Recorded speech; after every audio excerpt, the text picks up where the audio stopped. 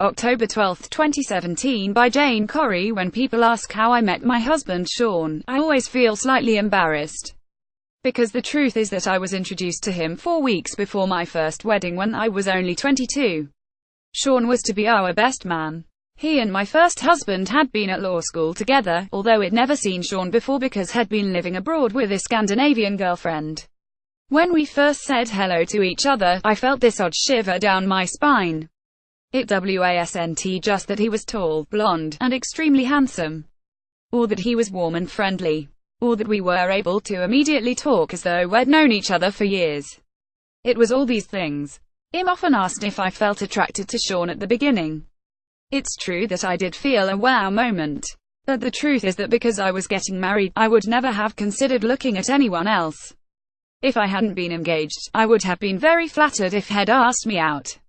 But he was surely out of my league. I never considered myself to be good looking. My best feature was my blonde hair, but that was about it. I was also desperately shy and hadn't had many boyfriends. Shaun, on the other hand, had left a trail of broken hearts behind him, and continued to do so. During my 27-year marriage, Shaun brought lots of girlfriends over to visit us. I became good friends with one. She was actually a centerfold model with a very kind heart. She looked after her grandmother.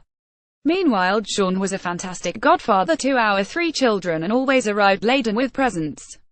He also looked after them when my first husband and I went away once. Because we were friends for so long, we talk about everything. However, I used to worry about him. He'd make such a good father. Surely it was time he got married, so my best friend and I decided to matchmake. We introduced him to her sister, and for a whole year, it seemed serious. But then Shaun did what he usually did and broke it off. He was in his early 40s then and enjoying life. He says he was scared of commitment. After my first marriage ended for reasons which are too personal to discuss but which were not prompted by Shaun, I moved into a house with my youngest son, who was then 14. The older 2 were at university. It was a very tough time for us all and had come after a great deal of soul-searching and pain. I found this 3-year stage very difficult to manage.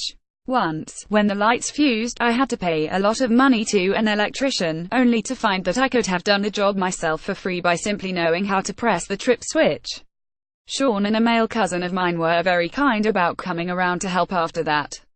And slowly, one thing led to another. At first, I was really worried, as I didn't want to lose Shaun as a friend. His track record was not good and my first husband understandably perhaps warned me against him. But Shaun promised that he was now ready to commit and that he would never let me down. Something told me that I had to take this leap of faith.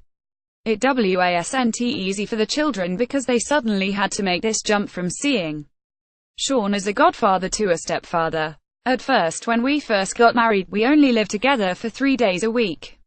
This was partly because Shaun's home was in the north and we were still working out where to live.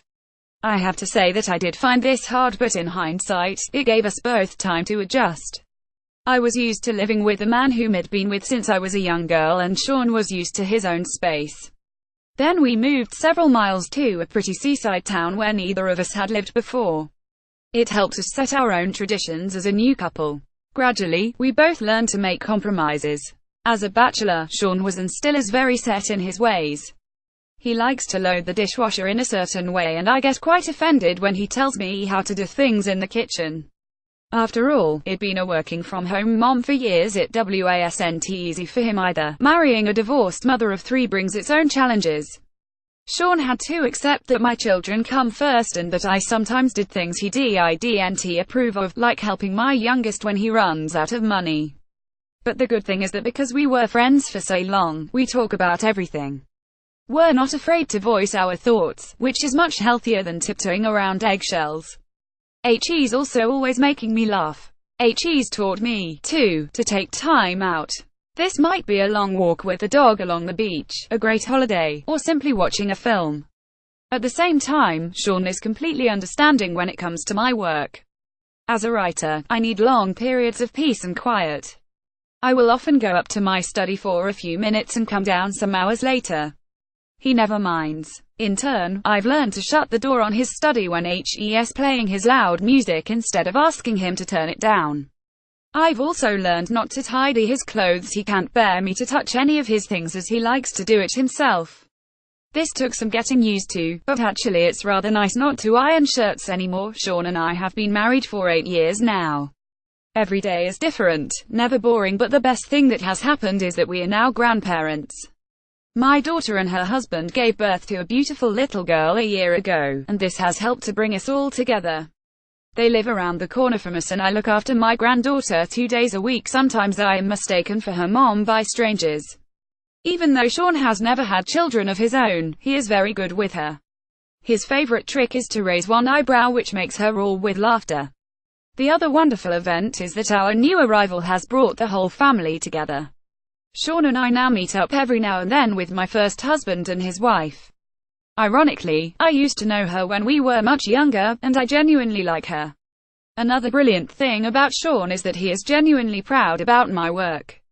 He was very supportive when I worked as a writer in a high-security male prison before we got married, even though lots of other friends thought I was mad to put myself in a potentially dangerous situation. He was also really thrilled when my book, My Husband's Wife, which drew inspiration from my jail experience, reached the bestseller list in the UK. And now he is telling everyone that the book is about to come out in the US and that it's already had some great reviews. Is My Husband's Wife based on any of the characters in my real life? No.